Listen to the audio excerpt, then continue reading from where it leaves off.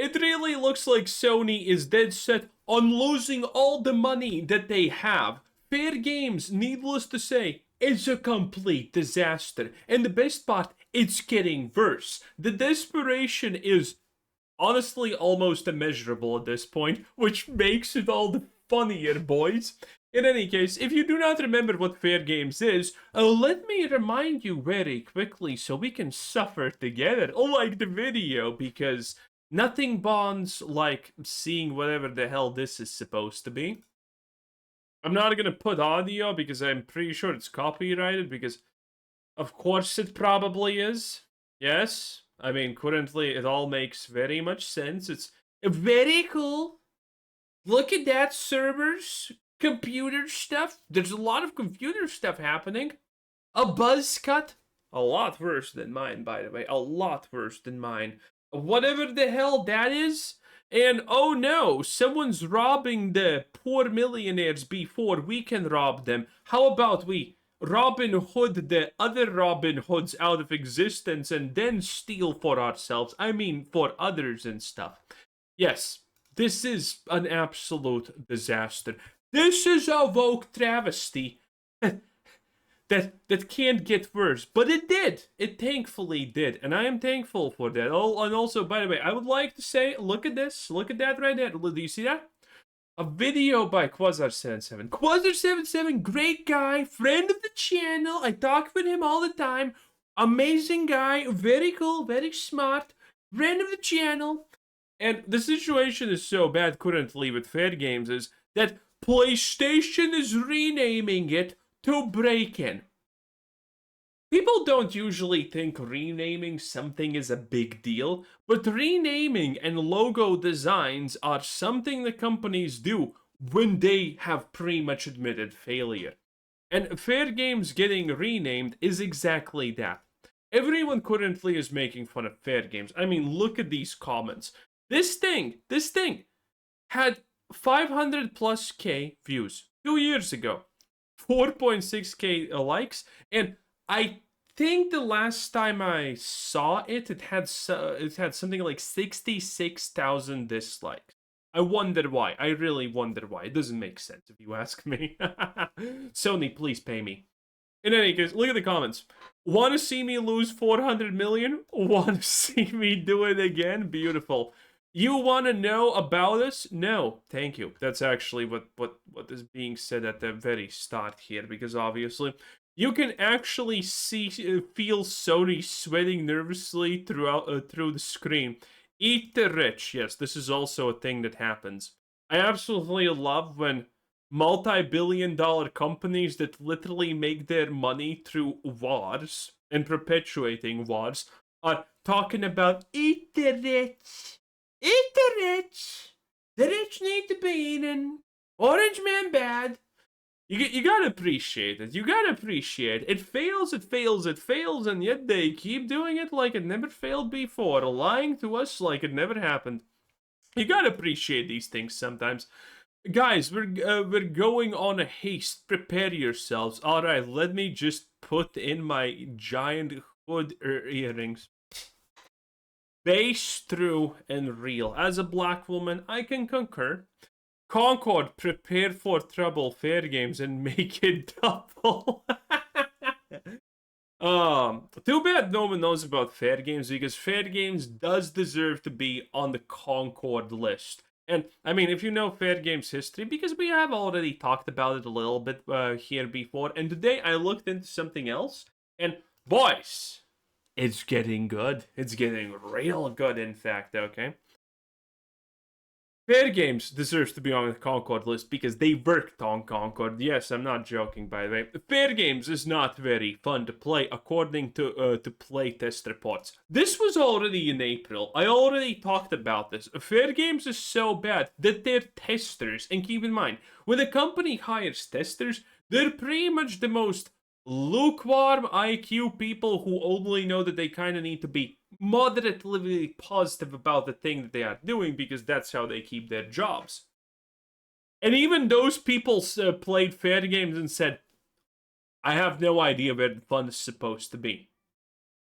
pretty much as we understand, not a single playtester from Fairgames has reported anything positive about the game, which is honestly unbelievably insane, because even about the worst games you typically have one or two good things to say. Even I can find something good to say about Starfield sometimes, maybe not often, maybe never, but anyway, most games have something good about them, even if they're the ridiculously woke slop. But Fairgames, nah, no one had anything good to say about this. And then I found this, which is I love Reddit. I'm not gonna lie, boys. I love Reddit. Reddit's the best. It's actually hilarious. Unpopular opinion. I think Fairgames will be a success, even if the wider community and Sony think it'll flop.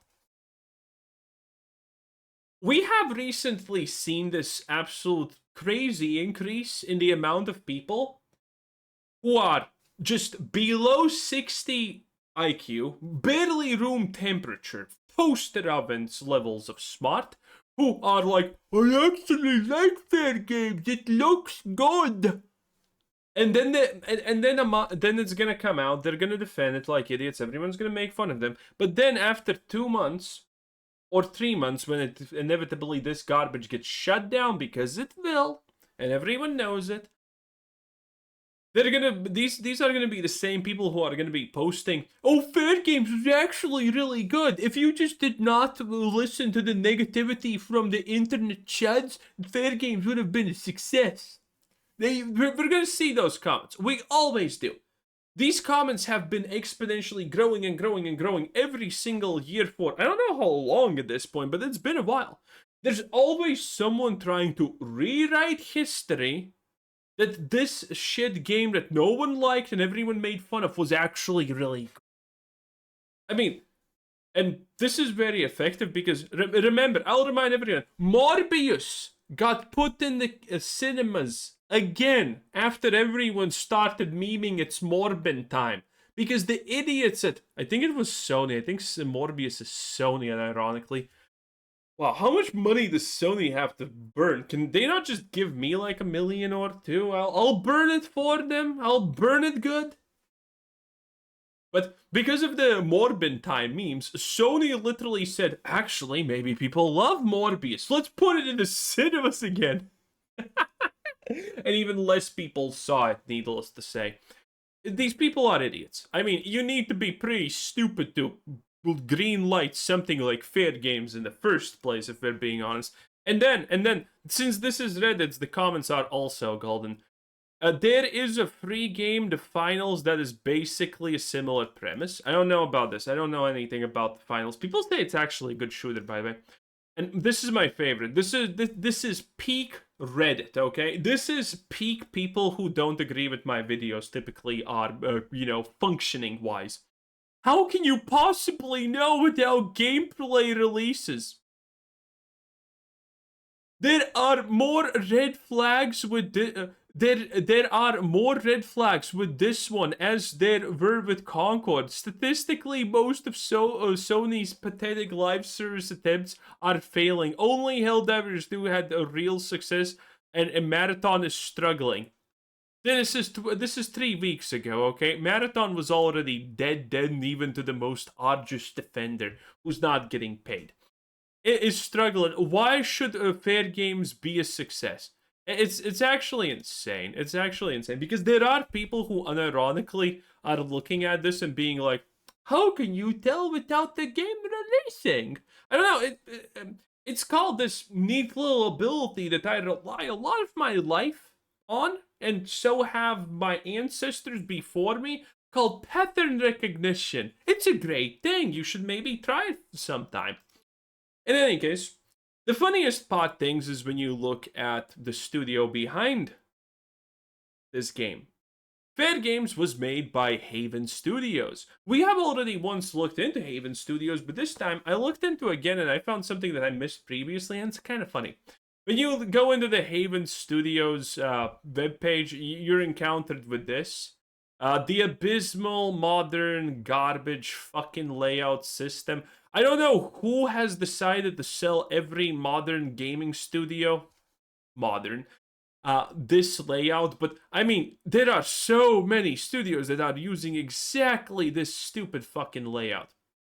Okay. And when you look at this company, what it says, I need to find culture. Where was it? There was culture somewhere here. I'm pretty sure. Maybe I can't find it now. But there was culture, and it was very funny. It was very impressive. I don't know where it is. I don't know where it is. But there was the culture. Oh wait, this is it. And oh no, this is not it. But in any case, when you look at what Haven Studios says of this, it effectively describes it as a safe space where no one is wrong and a positivity takes above everything, which kind of explains why you're a failing piece of shit studio that has no future. And it's very funny when you look at actually Haven Studios because it was made by Jade Raymond. And the funny part is Jade Raymond was previously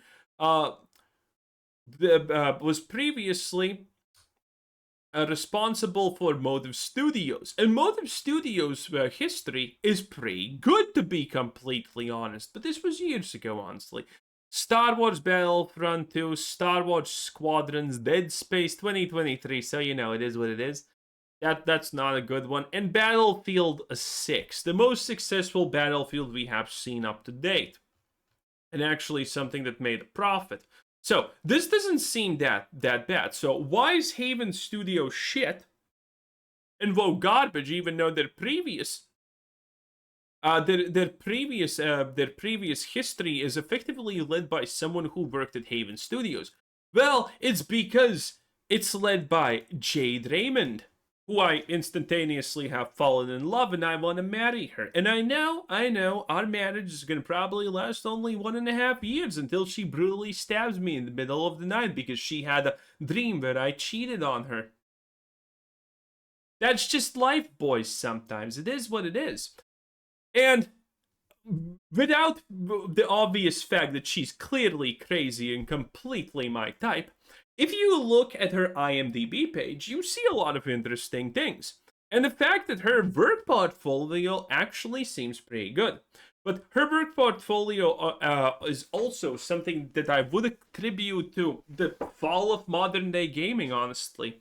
Because stuff like this is, first part is obviously Anit Sarkeesian. She did a lot of damage. She is the root cause of a lot of things. But the second big thing is this. People like this and the passage of time. Because when we look at her history of what she has done, it's actually not bad.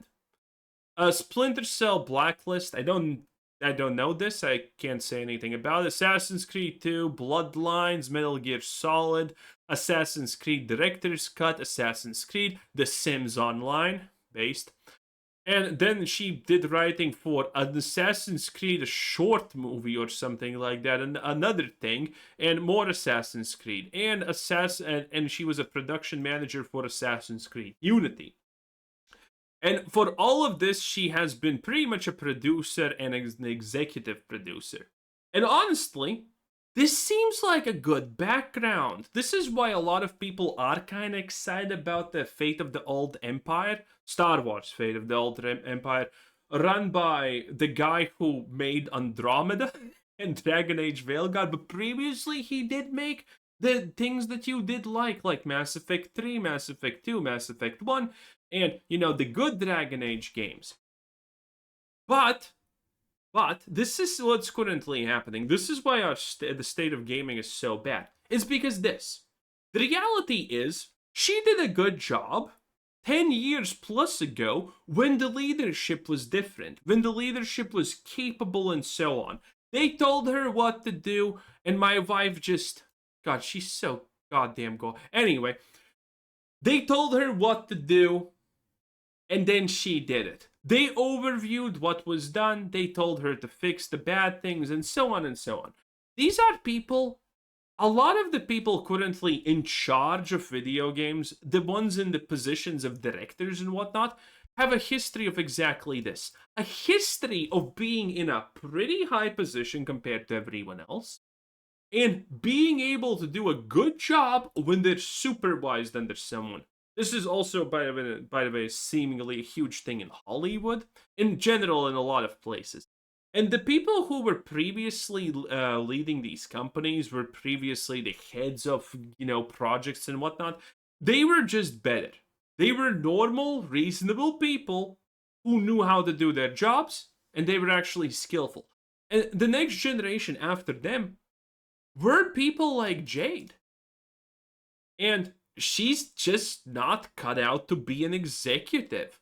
But just through the fact that she has worked probably at Ubisoft for fucking 20 years or some shit, and she is in line just by sheer effect of time for a promotion. And honestly, your choices if you're Ubisoft is you pick either Jade or you pick someone who has never done anything like that and has no experience. You're probably picking Jade. Let's be real, you're probably picking Jade.